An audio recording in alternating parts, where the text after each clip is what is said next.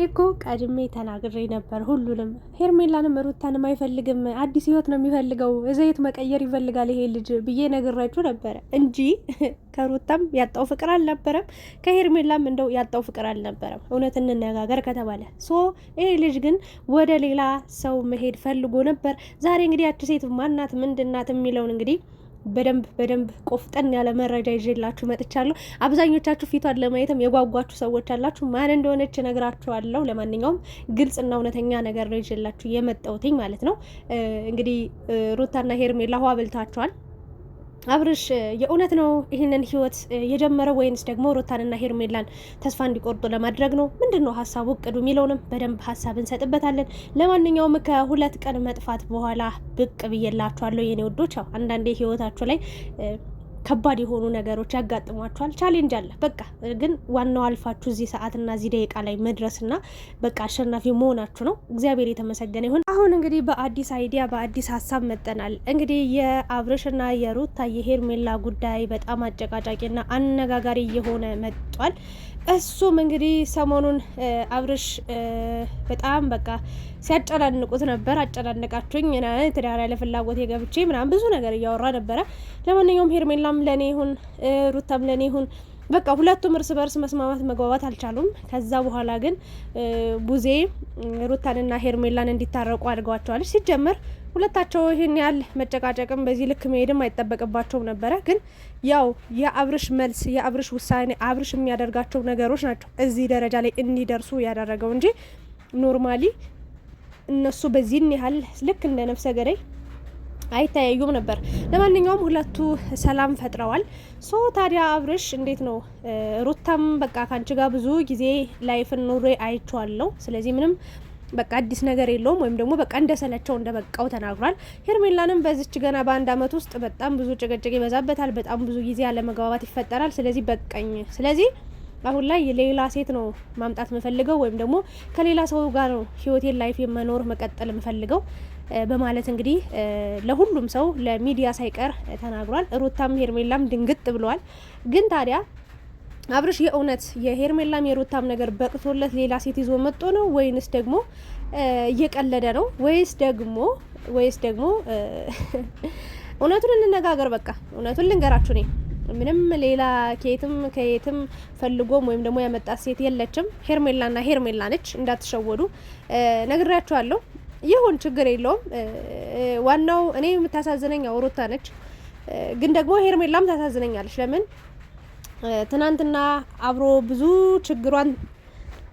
ችግሩን ተካፍላ ብዙ ውጣ ውረዶችን አልፈው እዚህ ደረጃ ላይ ደርሰው እግዚአብሔር ለፍሬ አብቅቷቸው ልጅ ይዘው ትዳር መስርተው ያ ሁሉ አመት ያ ሁሉ መንገድ ተጉዘው መጠው ይሄን ነገር ልክ እንደቀላል ልክ ሲንግል ማም እንድትሆን በቃ ያችንም መንካት ስለሚፈልግ ሩታን ልክ በቃ አይደለ እንደ ሸንኮራ መጥቶ ከጣለ በኋላ በቃ ልክ ወደ ሄርሜላ ደግሞ ያልደረሰ አልተጎዳችም፣ ምንም አላለችም እስካሁን።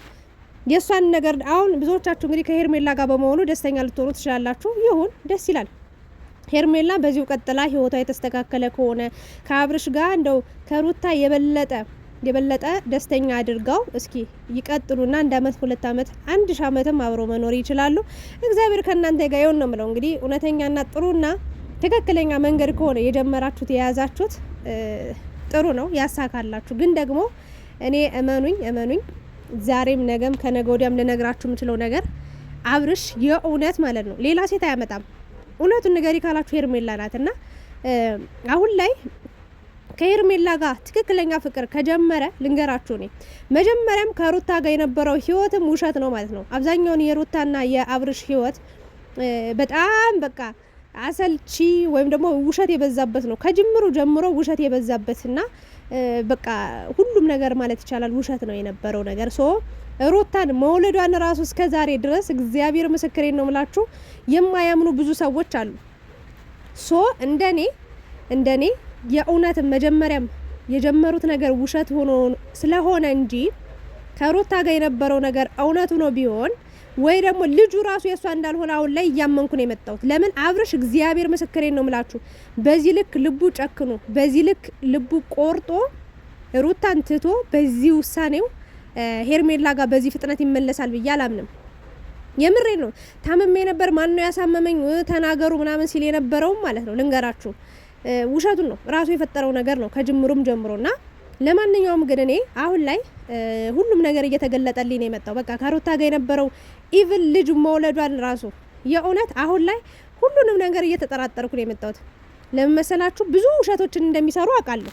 መረጃም ይደርሰኛል። ቪዲዮ ገና ከመውጣቱ በፊት እንዴት እንደሚሰሩ ሁሉ፣ እንዴት እንደሚቀጣጠሩ ሁሉ፣ እንዴት በቃ በማን ቤት ስንት ሰዓት እንደሚለቀቅ ደቂቃውን ሰከንዱን ሳይቀር ተነጋግረው አብዛኞቹ በአብርሽ በዙሪያ ያሉ ሰዎች እንደሚፖስቱ ሁላ አውቃለሁ። ግን አሁን ሩታን ትቶ ሄርሜላ ጋር ከሄደ ይሄ ልጅ እመኑኝ ከሩታ ጋር የነበረው ነገር ሁሉ ፌክ ነበረ ማለት ነው።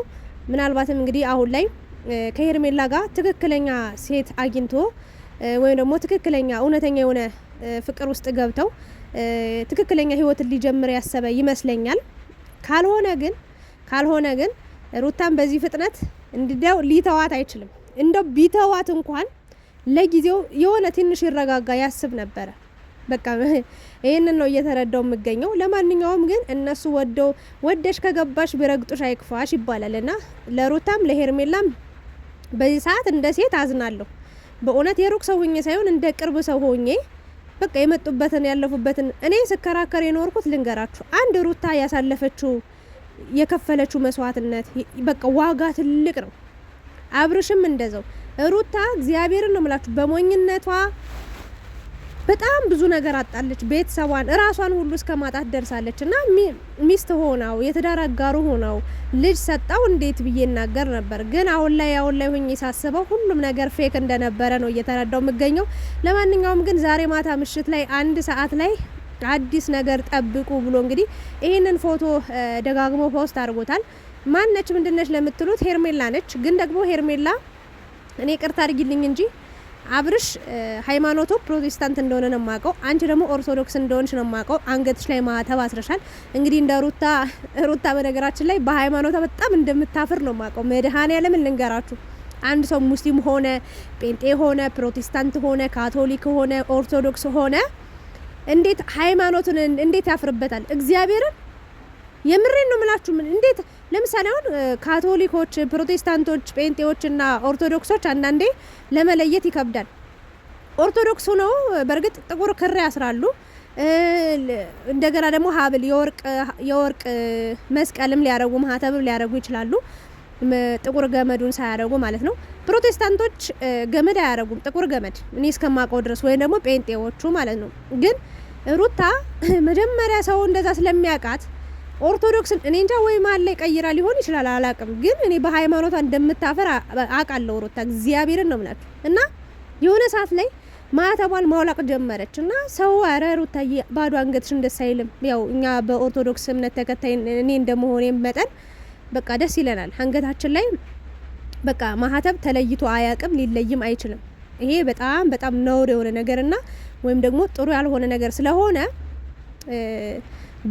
በጭራሽ ማህተብ አይወለቅም አንገት ላይና ከዛ አንጻር እንግዲህ ኦርቶዶክስ እንደሆነች ስለምናቅ ቀረሩትዬ ለምንድነው አንገትሽ ላይ ማህተብ የምታወልቂው ምናምን ስንላት በሁለተኛው ቀን አድርጋው ትመጣለች። ከዛ ከሳምንት በኋላ ደግሞ እንትን ታደርጋለች። ከዛ ደግሞ የሆነ ጊዜ ደግሞ ወይ ልብሴ ውስጥ ተደብቆ እኮ ነው የነበረው አንገቴ ስር ምናምን ትላለች። እና አይ እኔ ፕሮቴስታንት ነኝ ማህተብ ምናምን አትበሉኝ ብላ ብትናገር በድፍረት ወይ ጴንጤ ነኝ ወይ ካቶሊክ ነኝ እኔ ምን እንደሆነ ሃይማኖታቸውን ያላቅ እኔ የእውነት ይቅርታ አድርጉልኝ እንጂ የቡዜን የአብርሽን እኔ አላቅም። ሃይማኖታቸው ብቻ ኦርቶዶክስ እንዳልሆኑ አውቃለሁ። ይሄ ነው ያለው። ግን በሃይማኖትሽ ማፈር የለብሽም ብዬ ነው ማስበው። ለማንኛውም ግን ሄርሜላ ኦርቶዶክስ እንደሆነች ነው የማውቀው። አሁንም ማተብ አስራለች። እንግዲህ እንደምታያት ጥቁር ክር ከአንገቷ ጠፍቶ አያውቅም። እንግዲህ ኦርቶዶክስ እንደሆነች ነው የምገምተው። ሶ አብርሽ ደግሞ ሌላ እምነት ተከታይ ነው። ታዲያ አሁንም ሌላ የሚጀምሩት ድራማ ኑሮ ካልሆነ በስተቀር ወይም ደግሞ አብርሽ በቃ እኔ አላቅም። እሱስ እንዴት ነው ከሃይማኖቱ ጋር ማትገጥም ሴት እኔ አላቅም። ብቻ እውነታውን አንድ ፈጣሪና አብርሽ ነው የሚያውቁት። ለማንኛውም ግን ኢትዮጵያ ውስጥ በነገራችን ላይ ዝብርቅርቅርቅርቅ ያለ ጭምልቅልቅልቅልቅ ያለ አኗኗር የሚኖር ሰው ነው ያለው።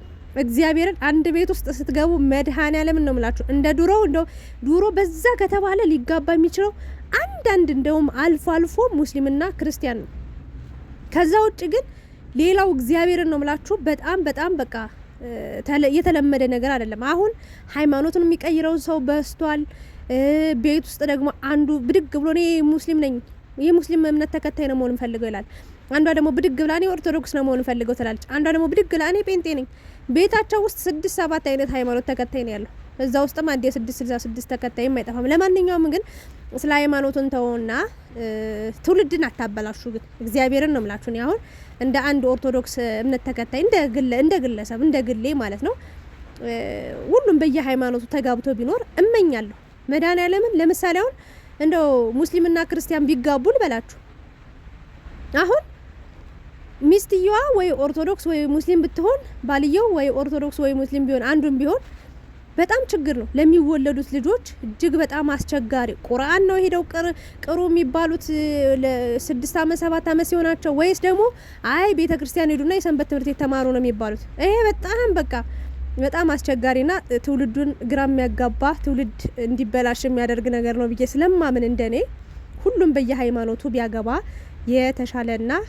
የተሻለ ነው ብዬ አምናለሁ። የእናንተን ሀሳብ አስተያየት ማስቀምጡ። ለማንኛውም ግን አብርሽ እንግዲህ በቃይ ትዳር አልፈልግም ሲል የነበረው ሰውዬ እንግዲህ ትዳር አልፈልግም ማለት በቃ በፍቅረኝነት ሆኖ አንዳንዴ እዛችም እዚችም እያለ ሄዶ ታብታብ አድርጎ እያደረ አንዷ ጋር ይውላል፣ አንዷ ጋር ያመሻል፣ አንዷ ጋር ያድራል፣ አንዷ ጋር ቀን ይውላል ምናምን ሰዓት አስቀምጦ ከዚህ ሰዓት እስከዚህ ሰዓት እያለ በቃ እንደፈለገ ይሆናል። ለማንኛውም አሁን ላይ ሄርሜላን መርጦሻል። ቡዜ በዚህ ልክ ማሽቀበጥ አይጠበቅብሽም ነበር። አሁን በስተመጨረሻ መልካም ሰው ለመሆን ሞከርሽ እንጂ አብርሽን ራሱ ውሳኔ ላሳውቃችሁ ነው ኑ ብሎ ሰብሰብ ቪዲዮውን ዛሬ ነው ሁሉንም ያየሁት። በነገራችን ላይ የትናንትናውንም ከትናንት በፊትም የተለቀቀውን ማለት ነው። ሶ እንደዛ ሲል እርግጠኛ ነኝ አብርሽ የሆነ አላይ የነበረውን ነገር ስለ ህመሙ ምናምን ልታስታውሰው ማለት ነው ብዙ ነገር ስትል ነበር። እኔ በጣም ታዝቤያታለሁ። ለማንኛውም ግን ሩታ አብርሽን ተለየች ማለት ብቻዋን ትቀራለች ማለት አይደለም። እግዚአብሔር አለላት። አንድ እግዚአብሔርን የያዘ ሰው ወይ ደግሞ ፈጣሪዋን የያዘች ሴት አትወድቅም፣ ወድቃ አትቀርም ብዬ ነው ማስበው። ግን ሩታስ እንግዲህ ተስፋዋን ቆርጣ ልትኖር ትችላለች። ግን የሄርሜላ የህይወት ጉዳይ የሄርሜላ የህይወት ጉዞ ልክ 2 አመት ሲሞላት ደግሞ እንደ ሩታሽ ቀንጥሮ ይጥላታል ብዬ አምናለሁ። እንደኔ አይ ጥሩ ላይ ነኝ ካሉ ይመቻቸው። እኔ ምን አገባኝ፣ ይመቻቸው። እኔ ቪዲዮ አያለው፣ በዛ ሀሳብ አስተያየት እየሰጠው ወጣለሁ፣ አለቀ። እና ፍቅርም ያልቃል አያልቅም ለምትሉ ሰዎች ይኸው የአብርሽ ፍቅር አልቆበታል በነገራችን ላይ ማለት ነው። ግን ፍቅር አልቆ አያውቅም። ትክክለኛ እውነተኛ የሆነ ታሪክ እውነተኛ የሆነ ፍቅር ከጀመራችሁ ማለቂያ ማብቂያ የለውም ብዬ ነው ማምነው። እንደኔ ሞት ነው ሊለያያችሁ የሚችለው። ሶ ይሄንን ነው መጀመሪያም እንግዲህ ይሄ ሁሉ ነገር ከሆነ መኑኝ ከሩታ ጋር የነበረው ነገር በሙሉ ፌክ እንደነበረ ነው የማስበው። እንግዲህ ሄርሜላም ስትሄድ ሌላ ሴት እንደምትመጣ ነው ማቀው ይሄንን ነገር ነው። ለማንኛውም አንድ ቀን እኔ እንጃ እውነት አውርተው አያውቅም። ባጭሩ በአብርሽ ዙሪያ ያሉ ሁሉም አንድ ቀን እውነት ሲያወሩ አይቻቸው ሰምቻቸውም አላውቅም። ለማንኛውም ህይወት ይቀጥላል። ሩታ ደግሞ ማን ጋር እንደምትሄድም እና ይሆናል። እኛ ቁጭ ብለን ከማየት ውጪ ሌላ ምን አማራጭ አለን ወገኖቼ? አብርሽ ለማንኛውም ፊቷን ለመሸፈን ሞክራል፣ ግን ሄርሜላ እንደሆነች እናውቃለን። ለማንኛውም ይመቻችሁ። እስኪ በማታ ቪዲዮ ደግሞ እንገናኛለን። ምን ተሰማችሁ ግን? ሄርሜላን መርጦ ከሆነ ከሩታ ጋር የነበረው ላይፍ ከዚህ በፊት ውሸት ነው ብላችሁ ታስባላችሁ ወይስ አይ እውነተኛ ነበረ በቃ ሲበቃው ሄርሜላ ጋር ቀጠለ ብላችሁ ታስባላችሁ? ሄርሜላስ ከዚህ ልጅ ጋር ከዚህ በኋላ ህይወቷን ብትቀጥል ህይወቷን ብትጀምር ምን አይነት አኗኗር ሊኖራት ይችላል ብላችሁ ታስባላችሁ? መጨረሻው የሚያምር ወይስ ደግሞ ልክ እንደ ሩታ ደግሞ 2 አመት 3 አመትም ሆነ ቆይቶ እንደ ሸንኮራ መጥቶ ይጥላታል ብላችሁ ታስባላችሁ? እንግዲህ ልጁ አስቡት፣ ለትዳር አልደረስኩም፣ በዚህ እድሜ ትዳር መያዝ አልነበረብኝም እያለ ነው ያለው። ሄርሜላ ደግሞ በዚህ ሰዓት እኮ ፍቅረኛዬ ለቤተሰቦቼ ማስተዋወቅ መውለድ ማግባት ፈልጋለሁ እያለች ነው። ሰው ታዲያ በምን አይነት መንገድ ነው ሊቀጥሉ የሚችሉት ብላችሁ ታስባላችሁ? ኮሜንት አድርጉ። እንግዲህ ሀሳብ እንሰጣለን። የሚዲያን ወደ ሚዲያ ከሚዲያ በስተጀርባ የተደበቁ ነገሮችን አላወጣም ነግሬያችኋለሁ። ሚዲያ ላይ ከተወጥሩ ከተነገሩ በኋላ ግን የመናገር መፍት አለኝ። ጨርሻለሁ። ላይክ፣ ሼር፣ ሰብስክራይብ ያደረጋችሁ የማታው ቪዲዮ እስከምንገናኝ ባይ